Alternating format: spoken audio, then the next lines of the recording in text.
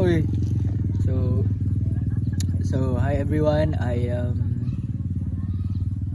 So ba? Naimot ko intro.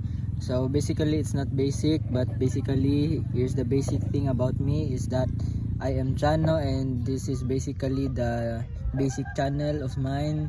The purpose of this is actually nothing siguro. Mutra.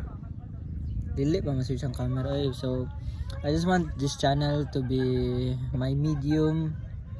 Dili ka to spirit medium, but like po to. So my mission, this channel would be a medium for me like to express myself. It's either in Bisaya accent or like you want to speak like some sort of English accent, it's okay with me. And if you want also the Batanggenyo accent, I can do that as well. So yeah. So So kato lang. Kung may nais pa ho kayong unsa to. So guys, I can speak Cebuano, English, Tagalog, Bisaya,